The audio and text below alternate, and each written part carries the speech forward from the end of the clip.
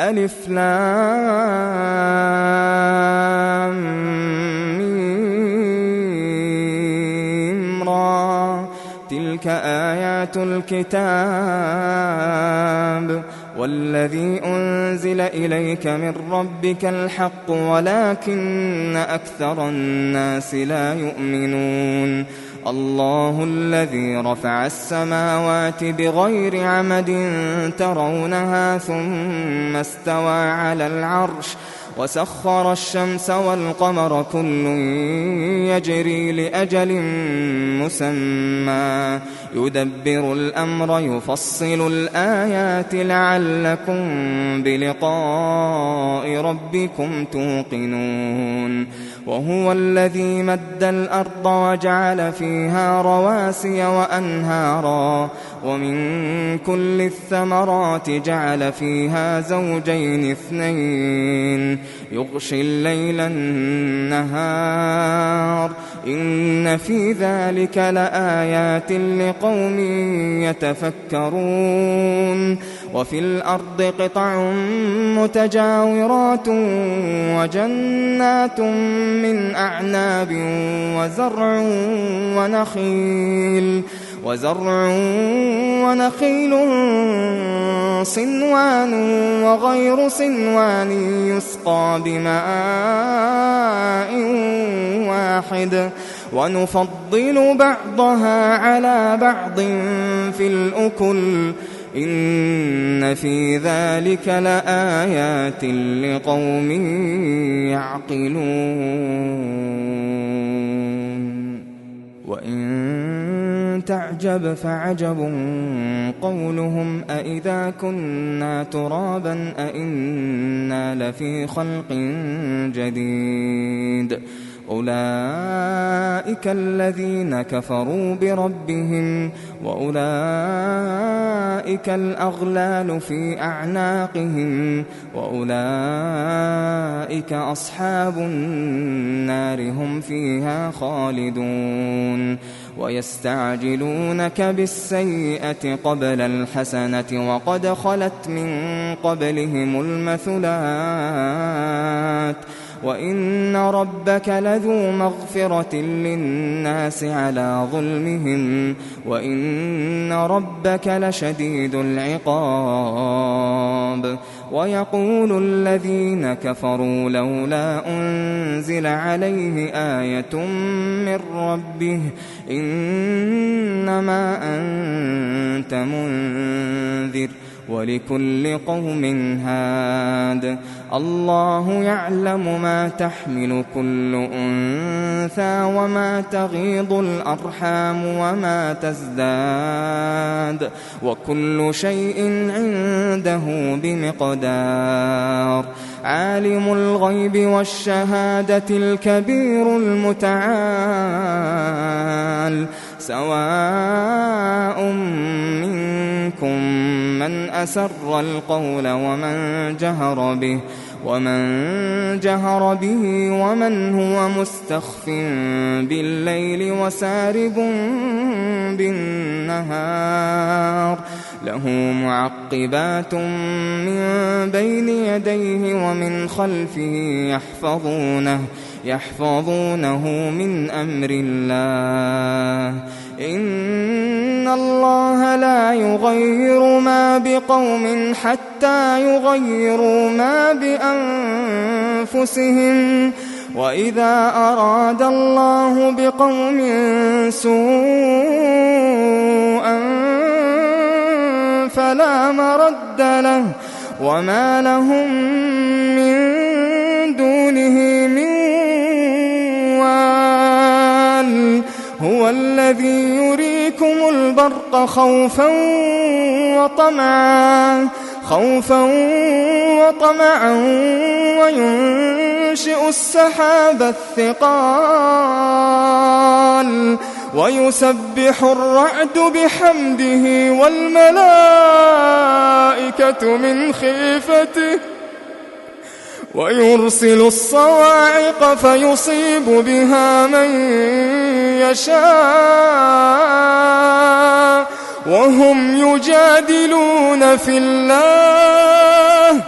وهو شديد المحال له دعوة الحق والذين يدعون من دونه لا يستجيبون لهم بشيء إلا كباسط كفيه إلى الماء ليبلغ فاه وما هو ببالغه وما دعاء الكافرين إلا في ضلال. ولله يسجد من في السماوات والأرض طوعا وكرها وظلالهم بالغدو والآصال. قل من رب السماوات والأرض قل الله. قل أفاتخذتم من دونه أولياء لا يملكون لأنفسهم نفعا ولا ضرا. قل هل يستوي الأعمى والبصير أم هل تستوي الظلمات والنور أم جعلوا لله شركاء خلقوا كخلقه فتشابه الخلق عليهم. قل الله خالق كل شيء وهو الواحد القهار.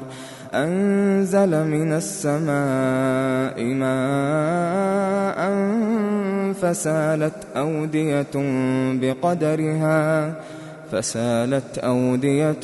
بقدرها فاحتمل السيل زبدا رابيا ومما يوقدون عليه في النار ابتغاء حلية أو متاع زبد مثله كذلك يضرب الله الحق والباطل فأما الزبد فيذهب جفاء وأما ما ينفع الناس فيمكث في الأرض كذلك يضرب الله الأمثال للذين استجابوا لربهم الحسنى والذين لم يستجيبوا له لو أن لهم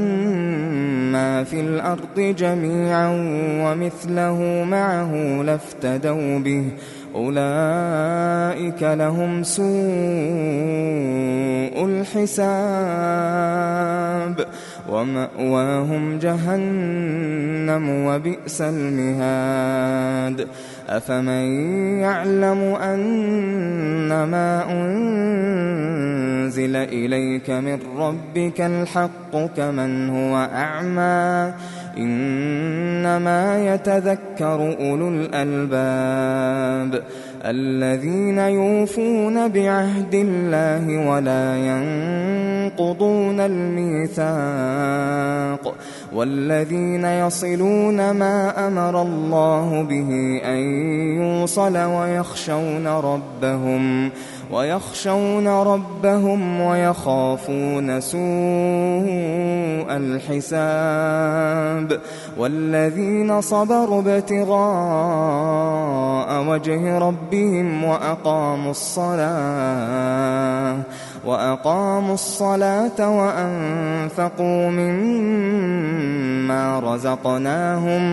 وأنفقوا مما رزقناهم سرا وعلانية ويدرؤون بالحسنة السيئة أولئك لهم عقبى الدار جنات عدن يدخلونها ومن صلح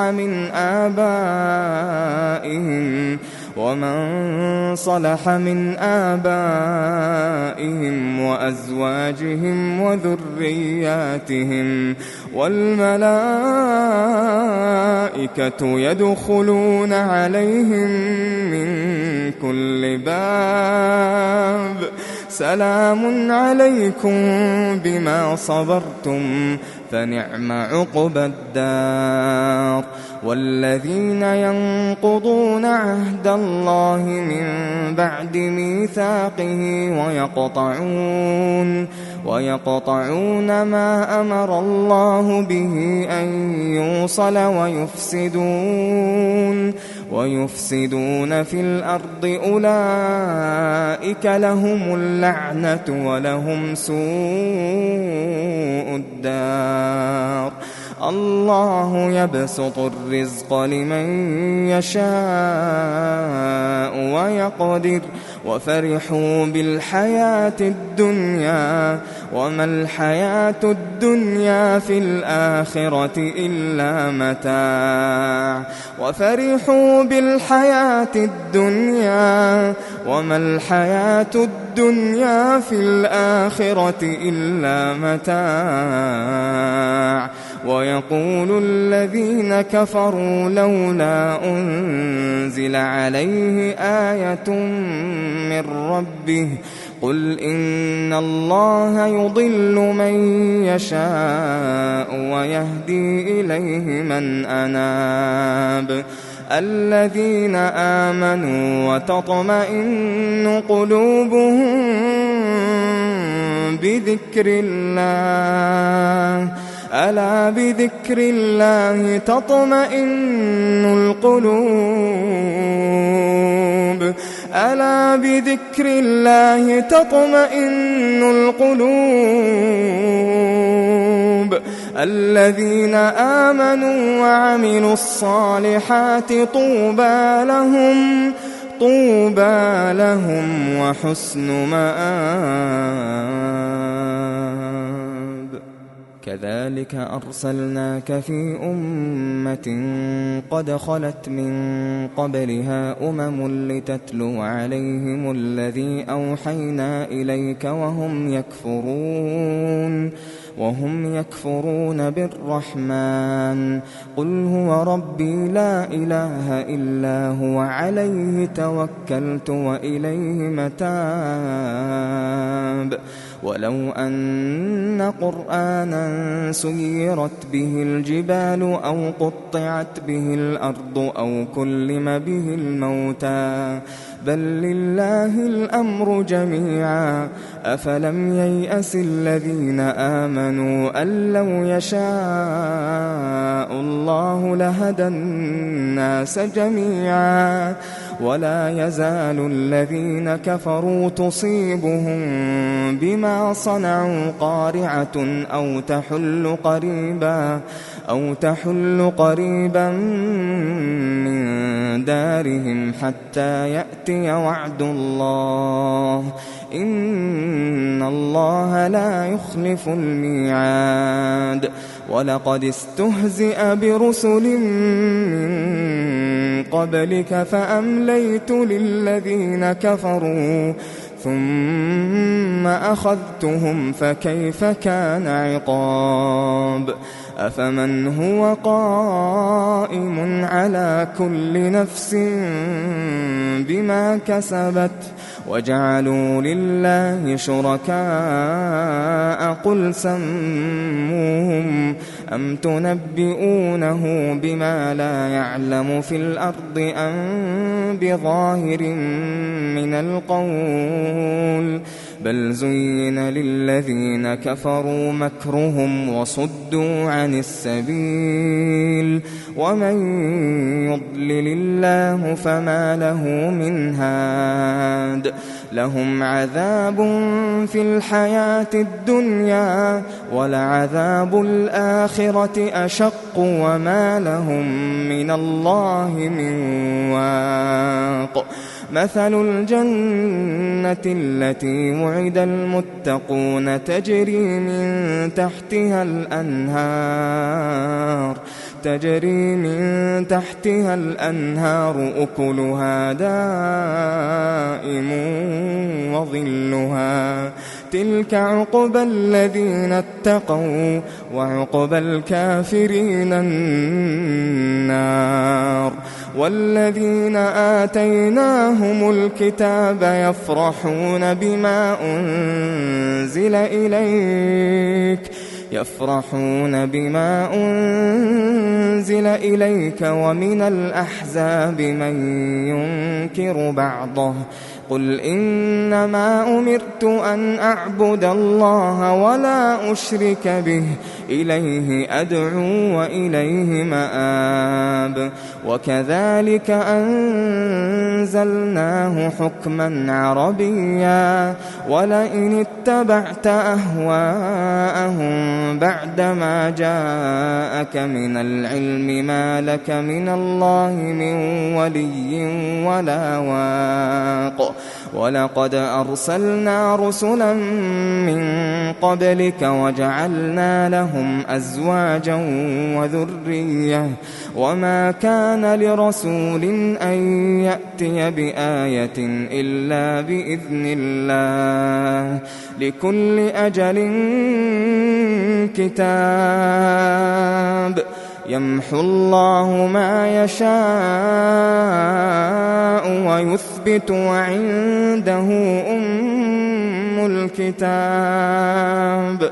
وإما نرينك بعض الذي نعدهم أو نتوفينك فإنما عليك البلاغ وعلينا الحساب أولم يروا أنا نأتي الأرض ننقصها من أطرافها والله يحكم لا معقب لحكمه وهو سريع الحساب وقد مكر الذين من قبلهم فلله المكر جميعا يعلم ما تكسب كل نفس وسيعلم الكفار لمن عقبى الدار ويقول الذين كفروا لست مرسلا قل كفى